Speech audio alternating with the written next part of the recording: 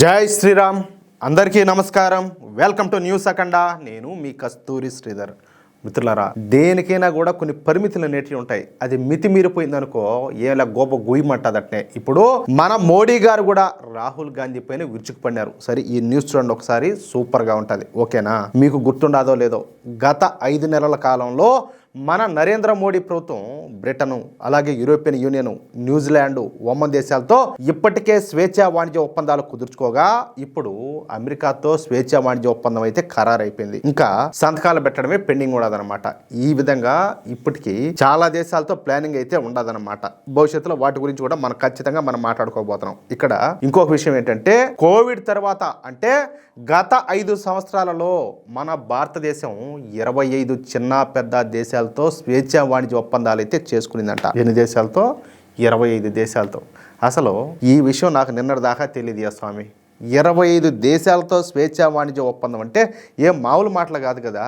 నిజంగా ఈ విషయంలో నాకు మాత్రం కేంద్ర ప్రభుత్వం మీద, అలాగే మన భారతీయ జనతా పార్టీ మీద చాలా అంటే చాలా కోపంగా ఉన్నది. చెప్పాలంటే మండిపోతుంది అంటే ఊరికే కూడా కాదు. అసలు ఇలాంటి విషయాలను ఎంత గొప్పగా ప్రచారం చేసుకోవాలా? చాలా మంది ఇఫ్టి కూడా లఫ్ట్ ముడాకుడులంతా కూడా మోడీ ఏం చేశారు అని చెప్పి మాట్లాడుతూ ఉంటారు. ఇటుంటే ఇంకా మాట్లాడక ఏం చేస్తారు అంటాలే. నువ్వు చేస్తున్నావు, డెవలప్మెంట్ చేస్తున్నావు, మంచిగా ఉండదు పాలన అంతా కూడా, దాన్ని చెప్పుకోవాలి కదా. చెప్పుకోవడం చేసేదైతే బాగా 100% బాగా చేస్తారు. చెప్పుకోవడంలో విఫలమైతే అట్టా ఎంత పబ్లిసిటీ ఇచ్చుకోవాలా? మీడియాలో చర్చలకు వచ్చేటట్టు చేయాలా, మీడియాలో ప్రకటనలు ఇవ్వాలా. కానీ ఇవేమీ చేయకుండా జనాలకు ఇలాంటి విషయాలు ఏ విధంగా తెలుస్తాయి? తెలుస్తాయంట. మనం చేసింది కూడా చెప్పుకోలేకపోతున్నాము. ఆ అవతల కాంగ్రెస్ పార్టీ, దాని మిత్రపక్షాలు మాత్రం లేని అబద్ధాలను సృష్టించి విపరీతంగా విష ప్రచారం అంతా కూడా చేస్తున్నారు. ఏది మోడీని కావచ్చు, భారతీయ జనతా పార్టీని కావచ్చు, ప్రతి ఒక్కరు కూడా తలెత్తుకోలేకుండా ఆ విధంగా అంత అధ్వానంగా అబద్ధ ప్రచారాలు చేస్తున్నారు. ఎట్లా మనం ఎప్పుడు తెలుసుకునేది అంటాలే. పైగా మన కుల కుటుంబ పార్టీల మీడియా సంస్థలు, అలాగే సెక్యులర్ మీడియా సంస్థలు పొరపాటును కూడా ఇలాంటి మంచి విషయాలను ఎట్టి పరిస్థితుల్లో కూడా ప్రజలకైతే తెలియనివ్వు. ఇలాంటి వార్తలన్నింటినీ కూడా ఎక్కడో చివరి పేజీల్లో ఒక చిన్న బాక్స్లో వేస్తారు. అయ్యే కంటికి కూడా కనపడవు, ఒకవేళ చూసినా కూడా దీంట్లో ఏమడాలి అనిపించేట్టుగా రాస్తారనమాట. మనలాంటి వాళ్ళు ఎంత గింజుకొని చేస్తామన్నా సరే, బీజేపీ సోషల్ ఐటీ సెల్కు కానీ, బీజేపీ సోషల్ మీడియా సెల్కు కానీ, బీజేపీ మీడియా సెల్కు కానీ చెప్పాలంటే చీమ కుట్టినట్టు కూడా లేదు. నిజంగా అంటే పైనుంచి వీళ్ళకి ఏమైనా పూర్తి స్థాయి సమాచారం రాదా? లేకపోతే వచ్చినా కూడా వీళ్ళు ఏమైనా కేర్లెస్ గా ఉంటారా? ఇంకా అది వాళ్ళకే తెలియాలా. ఇంకా ఇవిగాక మన నరేంద్ర మోడీ ప్రభుత్వం త్వరలోనే డిస్కౌంట్లో ముడిచోరు కోసం కెనడాతోనూ, అలాగే రేర్ ఎర్త్ మినరల్ కోసం చైనా పైన ఆధారపడకుండా చీలీ దేశంతోనూ స్వేచ్ఛా వాణిజ్య ఒప్పందం అయితే చేసుకుని ఉన్నారనమాట. ఈ 1-2 కాదు, ఇంకా చాలా ఉన్నాయి. క్యూ కడుతున్నాయి అట్నే. 1-2 కాదు, కొన్ని 10ల సంఖ్యలో ఉన్నాయన్నమాట. మనం ఇక్కడ కొన్ని విషయాలు మొహమాటం లేకుండా మాట్లాడుకోవాలా. మన తెలుగు ప్రజలలో ఎంతమందికి చీలీ అనేటటువంటి దేశం ఉండదని కానీ, ఈ రేర్ ఎర్త్ మినరల్స్ అనేటటువంటి ఖనిజాలు ఉన్నాయని కానీ తెలిసియా? ఒకసారి ఆలోచించండి. వీటి గురించి ముందుగా చెప్పాలంటే ఒక విధంగా గర్విస్తున్నాను నేను. మన తెలుగు వాళ్లకు చాటి చెప్పింది మన న్యూస్ అఖండ ఛానల్. 4 సంవత్సరాల క్రితం మనం ఫేస్బుక్, ట్విట్టర్, ఇన్స్టాగ్రామ్ లో వీటికి సంబంధించినటువంటి వార్తలను ఆర్టికల్స్ రూపంలో ప్రచురిస్తా ఉన్నాం అనమాట. ఆ తర్వాత సంవత్సరానికి మన మెయిన్ స్ట్రీమ్ మీడియా వీటికి సంబంధించినటువంటి వార్తలను ప్రసారం చేయడం మొదలుపెట్టినాయి. సరే, మోడీ ప్రభుత్వం కుదుర్చుకున్నటువంటి ఈ ఒప్పందాలను పార్లమెంట్లో చర్చించడానికి భయపడిపోయినటువంటి కాంగ్రెస్ పార్టీ మోడీ గారి పైన దాడులకు ప్లాన్ చేసింది. ఏంది చూడండి, ఎంత మదం, ఎంత కండకావరం, ఏమి రాజకీయాలు, ఎంత నీతిమాలిన రాజకీయాలు. దీంతో స్పీకర్ గారు మోడీ గారిని సభకు రావద్దని చెప్పేసి విజ్ఞప్తి చేశారు. దీంతో మోడీ గారు తెలివిగా హుందాగా రాజ్యసభలో అడుగుపెట్టి అందరినీ కూడా ఆశ్చర్యపరిచారు. చూడండి, అంటే వీళ్ళు ఊహించలా. ఎందుకంటే ఈ దిక్కుమాలినటువంటి విపక్ష కూటమి సభ్యులు లోక్సభలో కుట్ర చేయడానికి ప్రిపేర్ అయినారు, కానీ రాజ్యసభలో ఏం చేయాలన్న దాని మీద ప్రిపేర్ అవ్వాల. అది మ్యాటర్. ఇక రాజ్యసభలోకి అడుగుపెట్టి సడన్ సర్ప్రైజ్ ఇచ్చినటువంటి మన మోడీ గారు మాట్లాడతా, దేశంలోని కోట్లాది మంది ప్రజలు, తల్లులు, అక్కా చెల్లెల రక్షణ అయితే నాకుండాది. మీరెన్ని నినాదాలు చేసినా నాకు సమాధి అయితే తవ్వలేరు అని చెప్పేసి కాంగ్రెస్ పార్టీ పైన మన ప్రధానమంత్రి అయినటువంటి నరేంద్ర మోడీ గారు రాజ్యసభలో విరుచుకుపడినారు. కాదులే, ఆయన అమ్మవారి వరప్రసాదం, ఈ దేశం కోసం పుట్టిన వ్యక్తి. మీలాంటి లుచ్చాలు ఎంతమంది అయితే ఆయన అంతం చేసేది ఏం తమాషానా? ఎట్లా?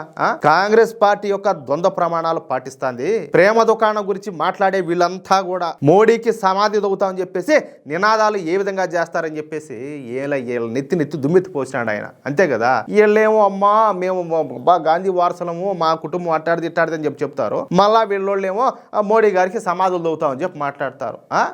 అంతేనా కాదా?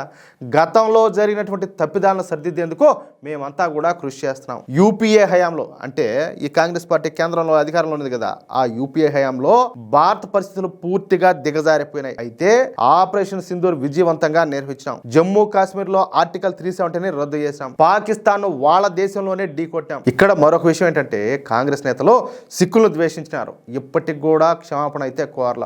భారతదేశ అభివృద్ధి పైన కాంగ్రెస్ పార్టీకి ఎటువంటి విజన్ కూడా లేదు. కాంగ్రెస్ హయాంలో జనాభాను చెప్పాలంటే ఒక సమస్యగా భావించినారు.